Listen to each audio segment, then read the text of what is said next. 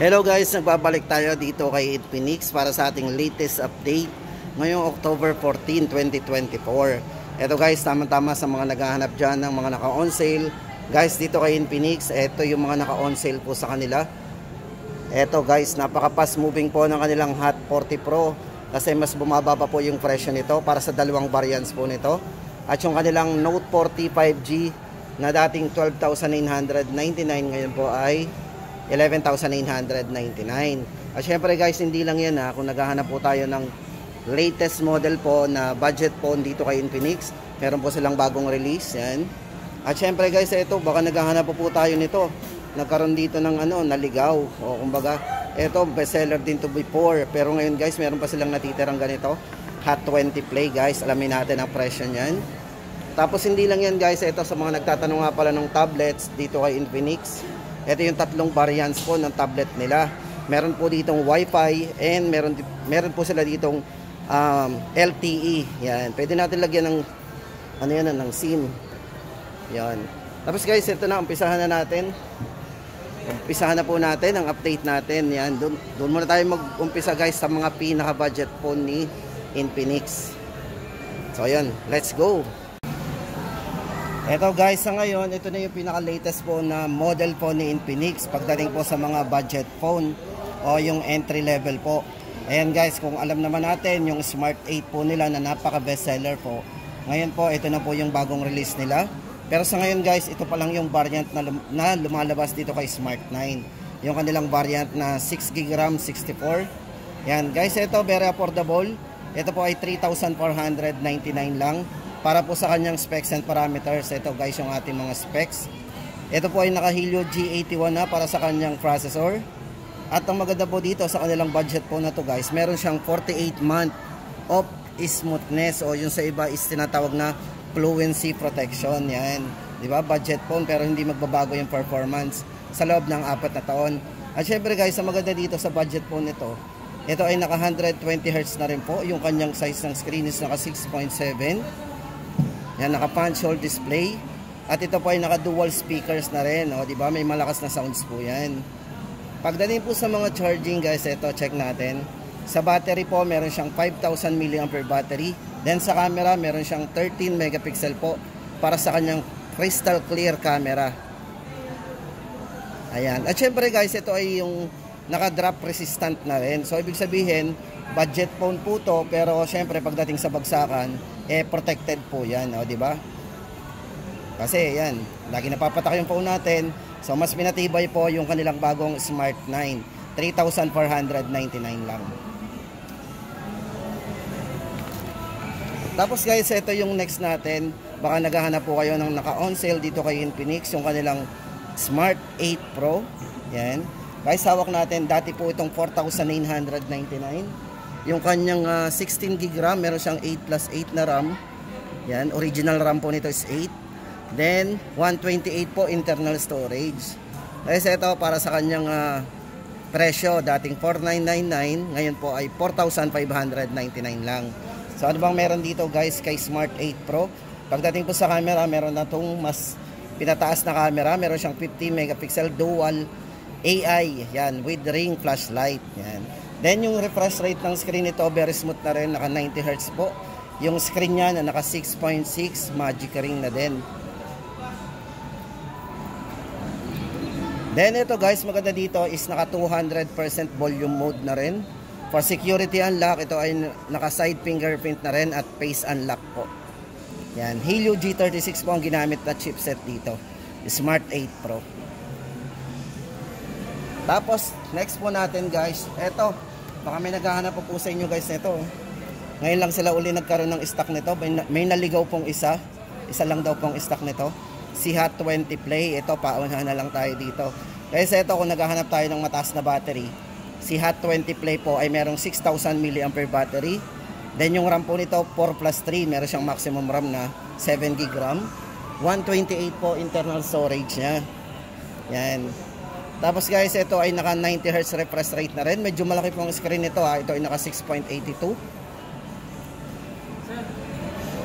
Ayan, guys, para sa presyo po ng Hot 20 Play, ito po ay 4,999 lang guys. Yan. 4,899. Hot 20 Play. Baka may naghahanap po sa inyo ng Hot 20 Play. Tapos guys, next natin yung kanilang Hot 40i. Yan, sa mga nagtatanong po pala ng variant na 80 gram o yung 4+4 na variant ng Hot 40i. Guys, bali 4,499 po ang original price niya. Pero yung papakita po natin sa inyo, yung dalawang variants po niya na available sa store. Ito guys, yung kanilang 16 GB RAM maximum, no, 8128. Ito po ay 5,299. At yung isa po nila, kung gusto naman natin ng doble ang internal storage, ito po ay 256 GB. Meron siyang 16 GB RAM, 256. Ito po yung available. Ito po ay 5,999 naman. O, ito na guys yung ating specs and parameters po para dito kay Hot 40i. Ito po ay naka 16 GB 256. Tapos 90 Hz po yung refresh rate ng screen. Size ng screen guys, very handy rin. Naka 6.56 with magic ring. Camera, meron na siyang malinaw na camera. Meron siyang 50 megapixel para sa kanyang ultra clear main camera. At meron siyang 32 MP. Yan guys, sa mga mahilig mag selfie, 32 MP na po yan. At syempre, pagdating po sa charging guys, ito ay fast charge na rin. Naka 18 watts fast charge. Side mounted fingerprint for security unlock. At syempre guys, ito ay naka 200% volume mode na rin. So may malakas na volume po yung Hot 40i. Yan, para sa latest update po natin, 16 GB maximum RAM, 5,299. Yung isa po ay 16 GB 256, 5,999. Tapos guys, ito naman kung naghahanap tayo ng bago, ito yung kanilang Hot 50i. Entry level din po to. So ano bang bago dito guys sa kanilang Hot 50i? Unang-una guys, ito nakita naman natin yung presyo niya, 4,999, very affordable pa rin. Ito, pagdating po sa chipset, ito ay naka Helio G81 processor and 48 months performance. Ayan po, meron siyang 48 months performance din, yung fluency protection din, kung tawagin yan. Then, naka 8 GB RAM 256 nga po, malaking internal storage. At syempre guys, ito ay naka 120 Hz na. Budget phone pero naka 120 Hz po yung refresh rate ng screen. Size po ng screen ito is naka 6.7 na punch hole display. At ito po ay meron na ring dual speakers. Yan. At ito po, yan, pagdating po sa kanyang charging, ito ay naka 18 watts fast charge na din. Ayan, diga. Ayan po yung bagong-bago po ni Infinix pagdating sa kanilang entry level. No? Tama-tama guys sa mga naghahanap po yan ng malaking internal storage. Pero affordable po. Ayan. 4,999 Hot 50i. Tapos ito guys, dito na tayo sa kanilang Hot 40 Pro. Ayan. Guys, ito para sa Hot 40 Pro. Ito yung dalawang variants po nito. Bali meron po siyang variant na 16 GB RAM, 256. Ang presyo po nun before ay 7,499. Ngayon po ay 6,499.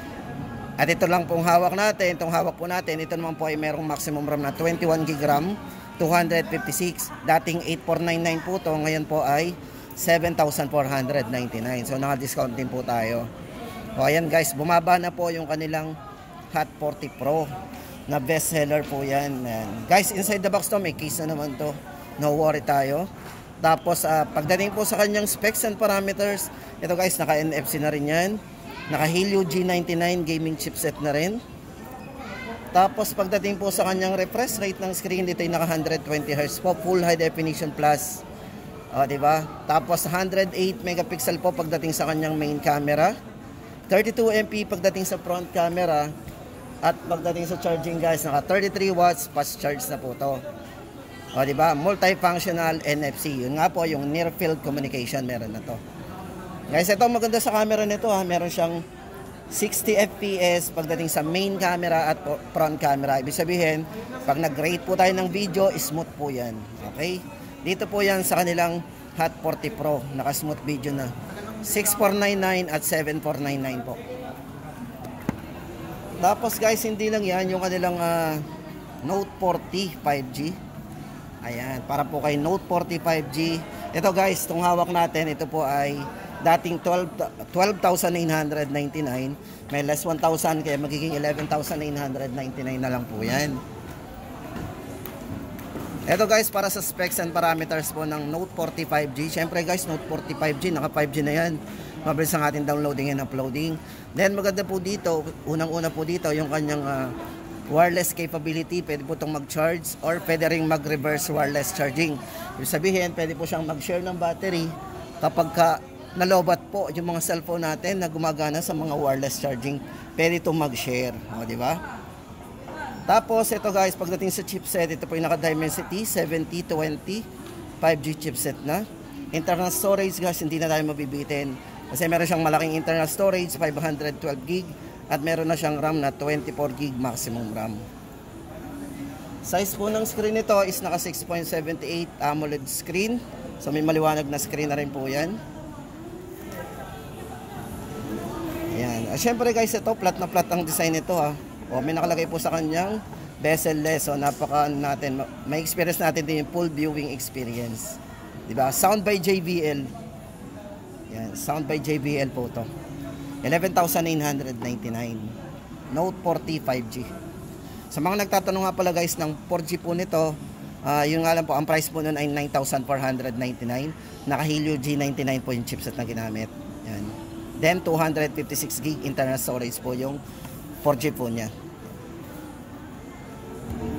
Tapos guys, ito, punta na tayo sa kanilang mga kung bet naman natin yung kanilang ito, medyo guys, elegante yung mga design po ng Note 40 Pro.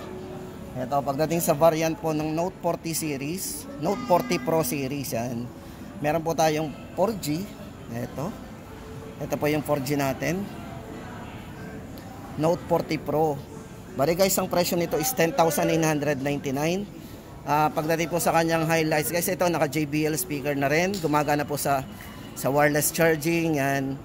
May reverse wireless charging din to.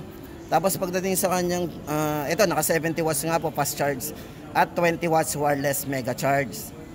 Tapos guys, ito, yan, naka 3D curve. Naka-curve po yung design nito. So kung gusto natin medyo elegante pero budget lang, CE Infinix Note 40 Pro ay naka-curve na. Yan. Tapos ito ay naka 3D curve, 120Hz nga po, AMOLED super bright display, o di ba? May maliwanag. At pagdating po sa camera, meron na tong 108 megapixel sa kanyang main camera at 32MP sa kanyang front camera. Guys, so maganda dito meron na tong dual view video, tapos naka smooth video din. So may naka 60 frame din to. O di ba? Sound by JBL din. Syempre guys, matibay ang nito yung glass nito kasi ito ay Corning Gorilla Glass na. Tapos guys, ito para sa kanyang 5G, ito naman po ang presyo ng ating 5G. Yan, Note 40 Pro plus 5G guys, ito yung naka-curve din. Maganda po sa kanilang 5G guys, ito naka 100 watts fast charge po yan. Naka 20 watts wireless mega charge din. Naka Dimensity 7020 5G processor yung ginamit. At syempre yung nga po, naka 3D curve, 120Hz AMOLED display na po yan. Napaka-elegante po ng design nito guys. Kung gusto natin ng medyo eleganteng design, yung kanilang Note 40 Pro is napakaganda po niyan. Then manipis po talaga din. Pero ito guys, sa halagang 13,999, yan, yung kanilang 256GB. Ito po guys, hindi na nalalagyan ng memory hanggang lang po yan, 256GB. Guys, ito nga pala inside the box, may mga kasama na itong tempered glass na naka-curve din at yung case niya na magnetic. Yan. Para sa update po natin ng Note 40 Pro plus 5G ay 13,999. Tapos guys, yung huli sa ating listahan, yung kanilang GT20 Pro 5G. Yan. Guys, ito, isa po ito sa mga bestseller po ni Infinix. Yan. Ito guys, para sa kanyang specs and parameters sa GT20 Pro 5G, ito yung official gaming phone ng MPL. So guys, hindi na sinabing gaming phone, hindi lang basta gaming phone yan guys. Pwede po natin gamitin o mas magandang gamitin pang personal phone to kasi mas malakas po yung processor na ginamit dito. Iwas lag po tayo, di ba? Tsaka hindi lang yan, may malinaw na po tong camera na 108 megapixel po para sa kanyang main camera, 32MP sa front. Then maganda po sa kanya guys, naka 4K resolution na rin pagdating sa video resolution, di ba? May mataas na rin at syempre may OIS na rin. Smooth pagdating sa video, front and back camera. Naka dual view video na din kung gusto natin ng sabay gamitin ang front at back. Then maganda po sa kanyang chipset guys, ang ginamit po dito is naka Dimensity 8200 Ultimate, then naka 4 nanometer 5G processor. O, diba? Tapos hindi lang yan, yung isang chipset po na ginamit is dedicated naman sa gaming display chip niya. So para sa stable frame rate engine. Then yung refresh rate po nito guys, may tatlong refresh rate to. Pag inopen natin to is meron siyang naka-automatic po yan, meron siyang 60, 120 Hz at 144. So pwede nating iset yan hanggang 144 para sa kanyang full high definition AMOLED display. At syempre guys, pagdating sa gaming, ito yung napakataas, naka ultra MLBB 120 FPS po, stable frame rate dito kay GT20 Pro 5G. At ito maganda dito guys, sa mga aabot po dito doon sa kanilang previous na magnetic case, yan, swerte po yung aabot dun guys, kasi yun ay may kasamang cooling fan at yung kanilang magnetic case at yung finger sleeve. Yan, 15,999 guys. Ito naka JBL speaker na din, 45 watts fast charge na rin. At syempre guys, meron siyang clean and pure OS. Yan, 2 major updates, Android updates po yan. So no worry tayo guys na mauhuli ang GT20 Pro kasi meron siyang dalawang updates ng OS, di ba? Yan guys, ang update natin 15,999. Tapos guys, hindi lang yan, punta naman tayo doon sa tablet. Eto guys, para sa tatlong variants ng tablet po ni Infinix, yung kanilang Infinix XPad.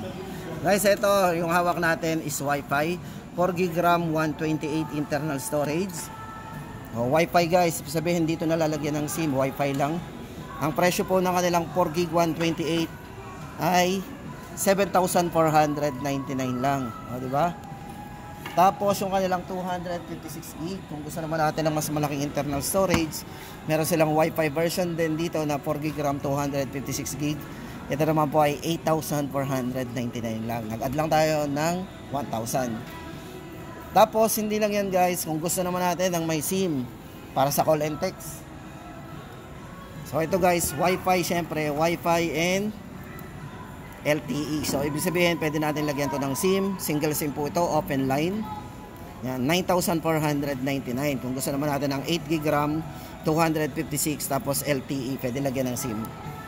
Ito guys, para sa kanyang specs and parameters, yung kanilang Infinix XPad. Ito guys, 11 inches po ang size ng screen ito.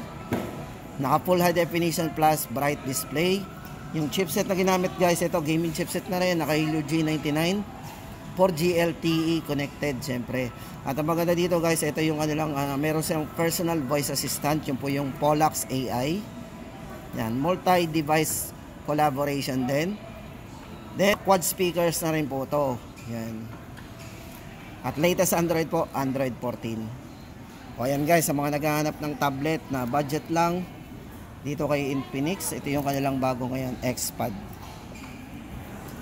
At yan guys, ang ating latest update dito kay Infinix, sa kanilang mga model ng cellphone na naka-sale, yung mga bagong labas po na mga budget phone. At syempre yung tablet guys.